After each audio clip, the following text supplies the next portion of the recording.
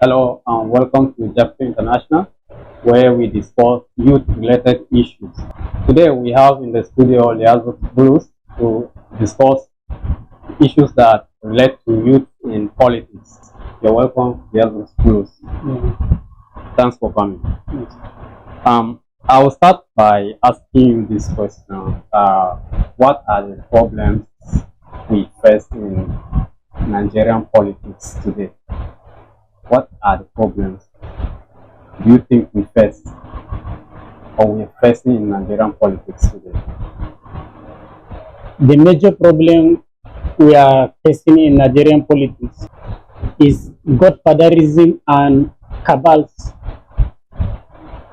Largely, the major problem is these cabals and godfatherism.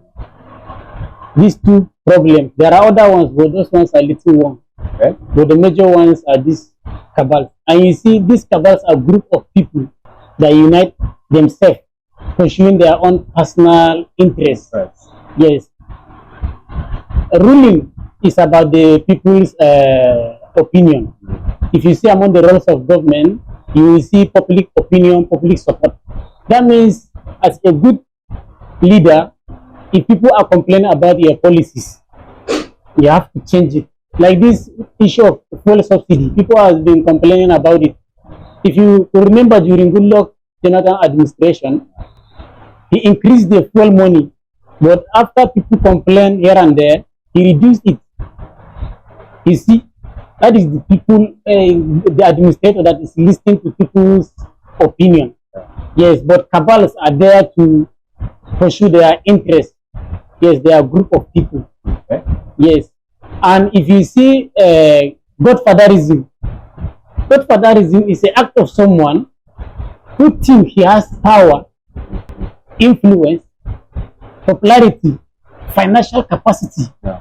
Yes, and put somebody in position or in political office, that position. Yeah. Yes, to rule, to pursue his interests, Okay? or to govern that state or that organization through that person. Yeah.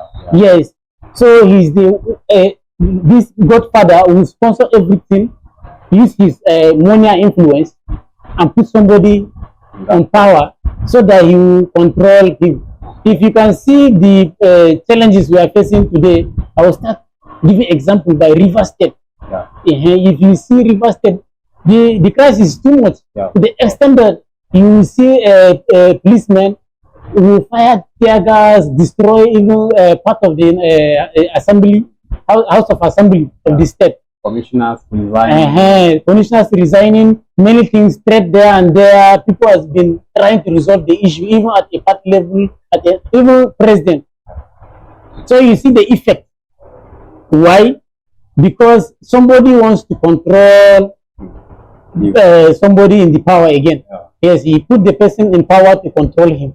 Despite the fact that he's not in power, but he wants to Yes, control after he somebody. finished his Yeah. tenure successfully. Yeah. So you see the effect. Yeah. And if you see recently in Kogi State, yes, he is even giving cover. Yeah, Bello and Yahya Bello and Ododo, Usman Ododo. yeah. So if you see, because Yahya Bello brought Usman Ododo to power, he is there to protect him, even to the extent security agencies were trying to arrest him. Yeah. He protects him. Yeah. Yes, and if you see, that's why I usually say that Yahya Bello go into politics by chance, and even the right governor. It's very obvious that recently he was saying part of his 100 days achievement in office, meeting with security advisor NSA.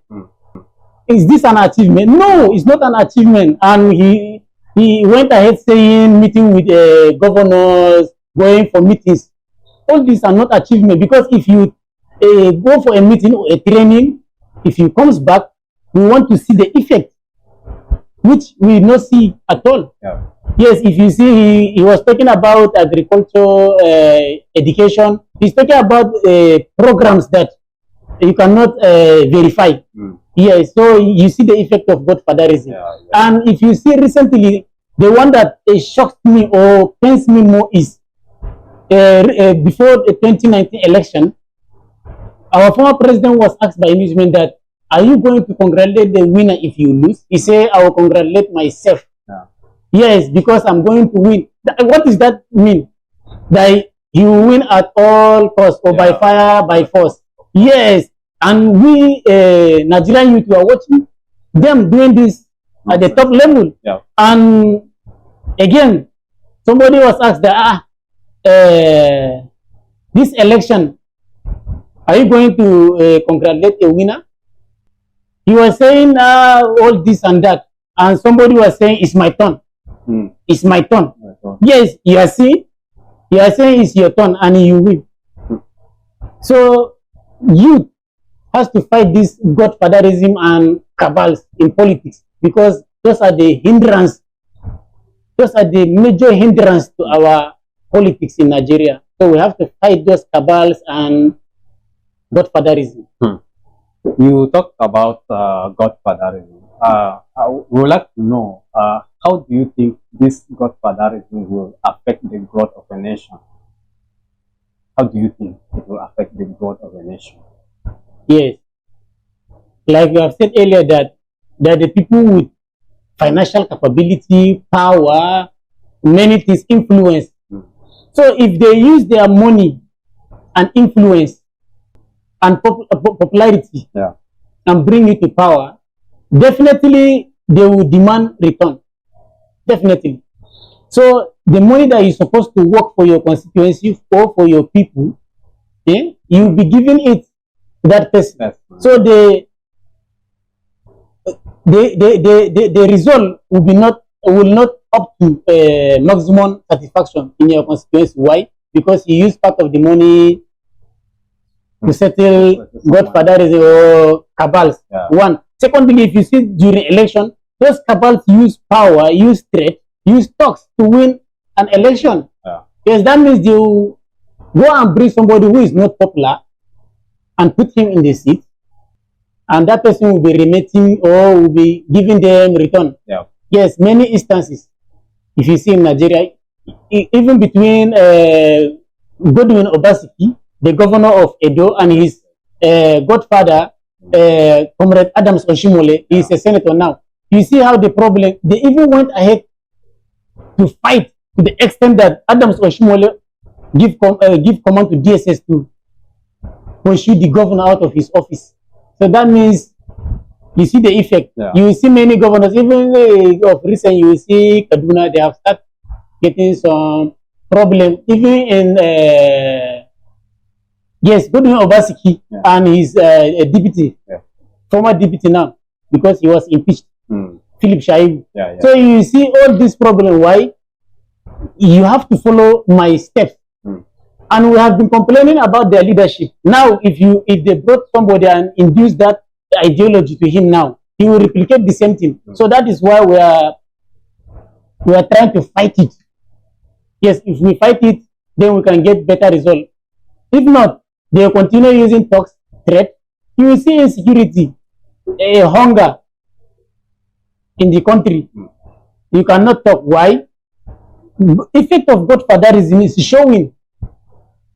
Yes, because it's like kingmakers, those cabals. We brought you to power, so you follow our steps. So if people are complaining, in some cases you cannot do anything. Yes, and if you are trying to deviate from the agreement, they will use threat. They will threaten you. And so there are many, but this problem we are facing in Nigeria, I will tell you, largely is a problem of godfatherism in the politics, even with our governors. So we have to bring somebody who is independent of cabals, independent of cabals. If not, the effect will continue. Yes. Well, you talk about cabals and godfatherism, which I think is the problem we've been facing, and up to now we are still facing the problem. Yes. So, what policies do you think, when we introduce, will kind of eradicate this issue and make the political landscape in Nigeria a pure and clean place to rule and govern people? What policies do you think? There are many policies, but the major requirement there is that you have to start it from the grassroots. Yes, from the foundation. Yes. So those actors there now, those in politics already, you have to study them carefully. Yes. If you study them carefully, you are going to start by selecting a good leader. That's why we said that day we are going to reduce the cost of politics and governance in Nigeria. Yes. So we are going to select leaders from the grassroots based on competence, not somebody will bring you or maybe godfatherism again. Hey, we are running away from that godfatherism. Yeah. Because we can't deny this, that in a state or in a country, it's very difficult for you to win an election without the backing of the person in power. That means the effect of godfatherism is very clear. Okay. So now we are going to select leader from the political parties. Yes, based on competence. Yeah. Yes, so we have to avoid looking for a rich person or son of this or son of this. If you see like Kwara State, his father Bokola Saraki, Olosola Saraki rule and give to his son like a family, this thing, like a monarchical system now. Yeah. And you see, the truth is that there is no maximum development in Kogi State. So even from the grassroots, from selecting the candidate, that is the aspirant, yes, we are going to observe that to avoid further clashing. Then we, the masses, we have to reduce the cost. That means the campaign bribery, because that one is bribery, giving somebody money to vote for you, or yes, we have to reduce that one. So if we can have the person who is independently and he not spend much money or borrow money for campaign, definitely if he wins, he will do good to the citizens. Yeah. But if you spend a lot of money or you borrow money or somebody sponsor you, we still go back to the same problem. So we are going to observe from selecting the leader from the grassroots to the election. Yes, because if that cost is reduced, I think we have reduced the 50% problem. So you see, we reduce that cost from the grassroots. Yes, the cost is major causes of the problem. Yes, because if somebody sponsors you or you borrow money, you are expecting to return the money. Yeah. Yes, but if you go there by the people's choice, I think that one will be reduced to the lower level. Yes. Based on what you said, if I can understand you, masses have a role to play in electing people with competency so that we will eradicate that godfatherism effect on our government, right? Yeah. Wow. So there's this perspective people have on politicians that you must know how to lie before you can become a politician. If you don't know how to lie, then there's no how they will give you political office, because they think that holding that office needs some things that are not true. You must say them. When they are not true, you must say them just to make the thing lively. So what do you think about this perspective of people that you must know how to lie before you can become a politician in Nigeria? Yeah. You see, the problem with Nigerian politics largely is the issue of finances and competence and knowledge. Yes. People are ignorant of the indices that you follow to select a good candidate. Yes.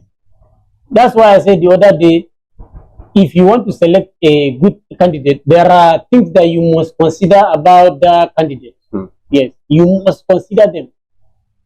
His personal life. Yes, in his community. What have he done to the people of his community? His commitment to his religion, his qualificational background, and other things.